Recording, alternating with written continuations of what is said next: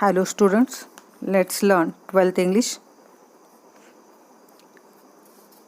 Section 2, Poetry 2.7.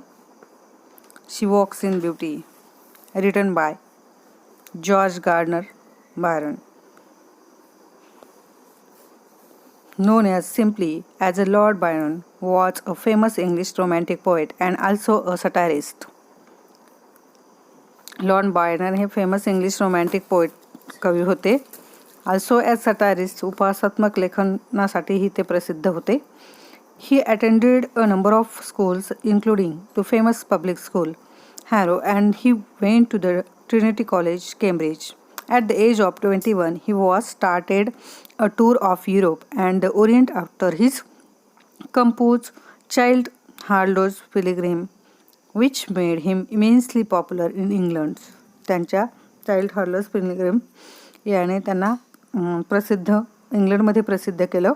She walks in beauty is a short lyrical poem celebrating female beauty.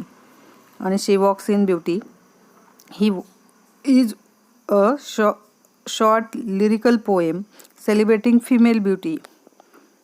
स्त्रीच्या सौंदर्याचं वर्णन या कवितेमध्ये कवीने केलेलं आहे.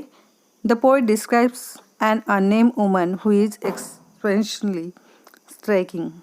आणि एखादी स्त्री किती सुंदर असते याचं ठळक वर्णन या कवितेमध्ये कवीने केलेलं आहे. The poet described not only her external appearance but also her inner goodness, which makes her to captivatingly attractive.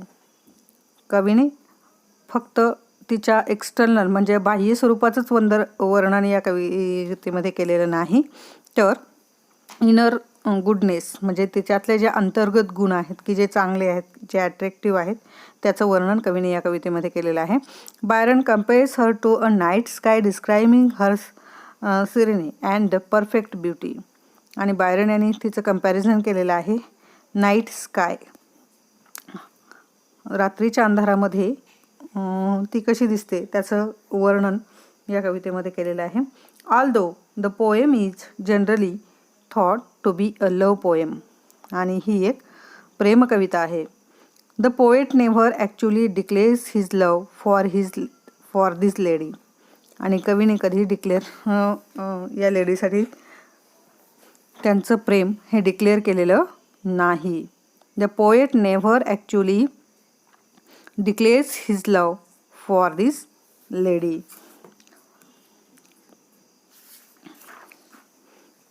Lord Byron's poem opens with the same words from the title, She Walks in Beauty.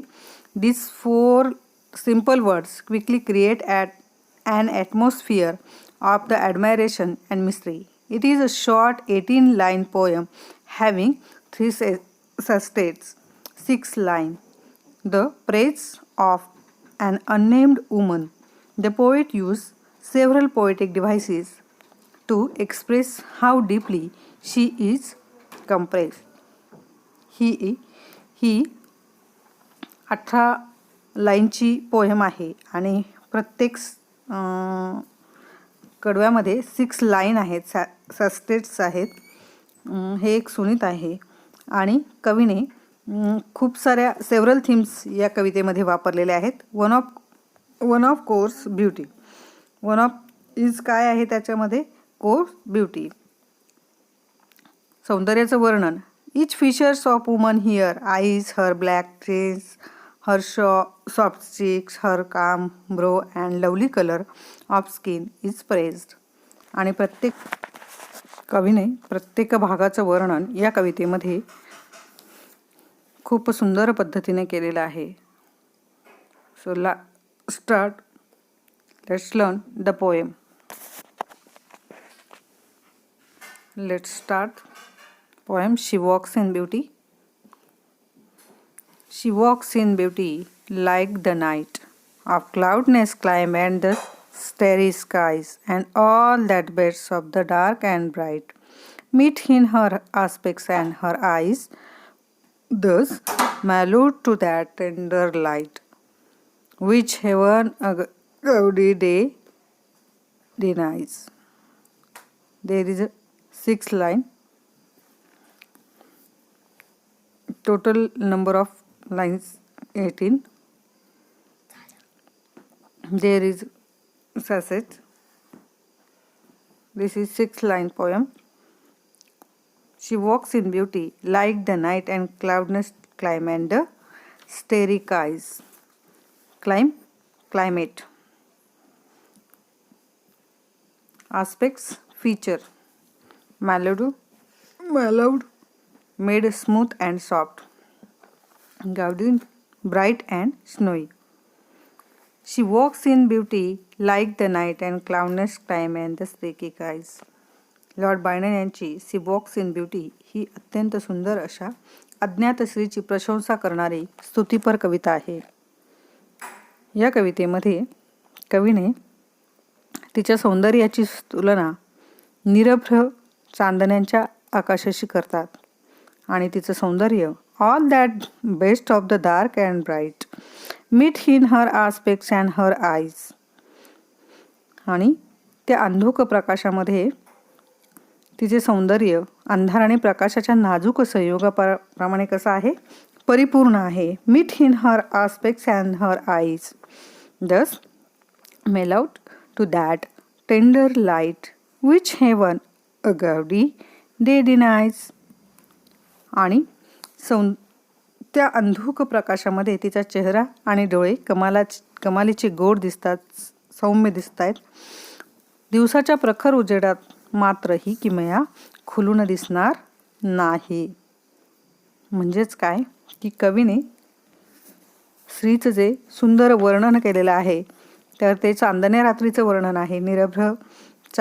निरभ्र आकाश आहे, चांदण्या लुकलुक करतायत आणि त्या चांदण्यांच्या चंद्राच्या प्रकाशामध्ये कवीने ही स्त्री जी आहे ती कशी दिसतीये याचं सुंदर वर्णन केले. आणि कवी म्हणतायत की कदाचित दिवसाच्या प्रखर उजेडामध्ये तिचं सौंदर्य जास्त खुलून दिसणार नाही, पण तेच सौंदर्य जर रात्रीचं चंद्रप्रकाश आहे तर त्या चंद्रप्रकाशामध्ये चांदण्यांच्या प्रकाशामध्ये ते अधिक खुलून दिसेल. One shade the more and one ray the less had half impaired and nameless grace, which waves in every raven space, or softly lightens o'er her face, where thoughts serenely sweet express, how pure, how dear their dwelling place. आणि कवी म्हणतात की one shared the more, one raised the less, had half impaired the nameless grace. कवीला वाटते की हा अंधार एका छटेने अधिक गडद असता किंवा प्रकाश किंचित जरी प्रखर असता तरी गोड निर्मळ भाव असणाऱ्या तिच्या चेहऱ्यावर रोवणाऱ्या केसांच्या प्रत्येक बटेची अवर्णनीय मोहकता कमी झाली असती. Softly lighten o'er her face and where the thoughts serenely sweet express, how pure and how dear their dwelling place. आणि तिच्या बटेचं असं मोहक वर्णन कवीने याच्यामध्ये केलेलं आहे. Half इम्पेअर्ड the nameless grace. कवीने त्या स्त्रीचं नाव, त्याचा उल्लेख या कवितेमध्ये केलेला नाही, पण इनर ब्युटी, इनर गुडनेस किती सुंदर आहे याचं खूप सारं वर्णन कवीने याच्यामध्ये केलेलं आहे. आणि खूप सुंदर कविता कवीने केलेली आहे. And on that cheek and oh ear that brow, so soft, so calm, yet eloquent. Eloquent means expressive. The smiles that win, the tints that glow, but tell of days in goodness spent, a mind at peace with all below, a heart whose love is innocent. And on that cheek and over that brow, so soft, so calm, yet eloquent. तिचे गाल शांत, सौम्य माथा, बोलके हास्य, तिचे निचळ मुखवर्ण हे सारे तिच्या निर्मळ आणि निरागस मनाची काय देत आहेत, ग्वाही देत आहेत. The smiles that win and diamonds that glow. But tell of days in goodness spent, a mind at peace with all blow, a heart whose love is innocent. आणि तिच्या मनाच्या शुद्धतेमुळे आहे. मग तिचं जे सगळं सौंदर्य आहे, एक्सटर्नल ब्युटी जी आहे ती तिच्या बाह्य सौंदर्य जे आहे, एक्सटर्नल ब्युटी जी आहे तिच्या मनाच्या शुद्धतेमुळे आहे, असं कवी अखेरीस निष्कर्ष काढतात. म्हणजेच काय की स्त्रीचं बाह्य, the poet concludes that the beauty visible outside to the eyes is because of the purity of her heart and mind. The outer beauty has to have a inner purity. आणि बाह्य सौंदर्याला आंतरिक शुद्धतेची जोड असणं आवश्यक असतं.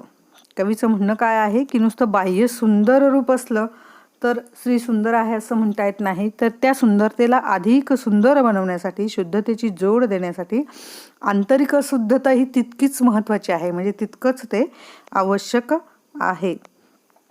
अ mind at peace with all low, a heart whose love is innocent.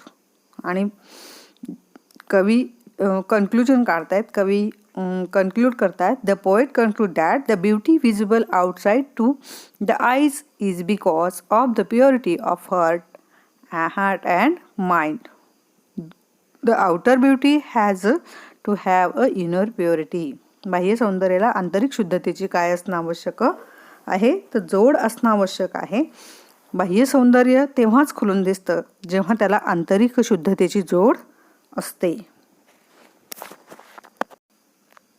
Poet gives us message through this poem is about the importance of the inner beauty, which is almost a divine things that will make external beauty possible.